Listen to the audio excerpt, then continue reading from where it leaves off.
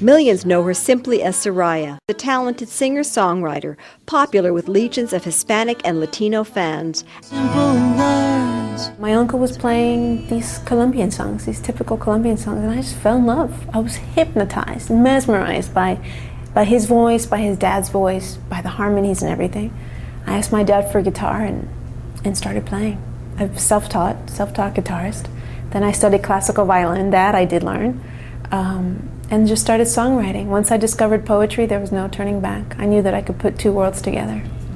What most fans never knew was that some of Soraya's music was inspired by personal tragedy in her own life. Soraya had lost her aunt, grandmother, and her mother all to breast cancer.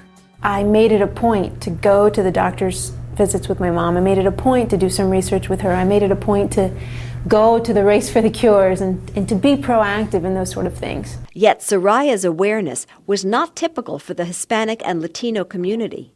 My parents are from Colombia, but my mom didn't grow up with Race for the Cures. She didn't grow up with pink ribbons.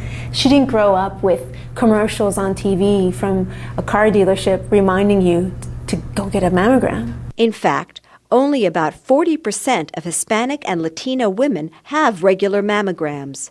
And doctors think this may explain the poor survival rate in this community. Breast cancer is the leading cause of death among Hispanic women within the area of cancer. And it's an area that we're very concerned about. Hispanic women are coming in at a much later stage when they are diagnosed with breast cancer. They put off coming in for early detection and screening. And so when they do come in at this later stage, the tumors are much larger and are very difficult to treat. Then Soraya found a lump in her breast during a breast self-exam. Like the women in her family, she had breast cancer. I was only 1 week into the promotion of the record, so that was a big shock for my career professionally. But really the career didn't matter at that point. It was just getting through it, figuring out what I had to do, how to stay focused, how to stay strong, where to pull that strength from. Soraya made the difficult decision to go public with her disease, and it wasn't long before she became a new voice in breast cancer activism for her community. Thank you. God bless you all. Thank you. A la vida. We need great public figures, to come out and give the message and say, don't be afraid. You could come in for screening. You can combat cancer if you're diagnosed with it. We really need that positive message. It hasn't gotten out there. Right now the stigma is, if I have cancer, I'm going to die.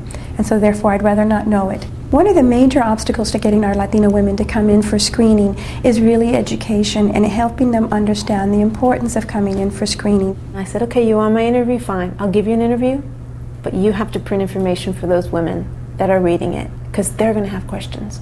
And don't make them search anymore. And the press just was incredible. They were wanting to talk about it and just haven't been able to. Women also needed to be informed about the realities of a mammogram. And we'll compress your breast to whereas we're compressing the muscle as well as the lymph nodes. Okay? All right. Some women have said it's like a tortilla press. Just put my breast in there and just squeeze it. And so they have some misinterpretation of what it is. And so some of the educational programs that we're trying to do is this, yeah, it might hurt for a few seconds, but it's worth a lifetime. Long-held cultural beliefs also keep women from seeing their doctors. It's so complicated. You have social reasons. Breasts are maternal, they're sexual, you don't talk about things like that. It's not easy to talk to a doctor about these issues. It's very private. It's something you do at home. Sometimes they've been brought up with a culture that you can't touch yourself, and so therefore they're less likely to do the breast self-exam.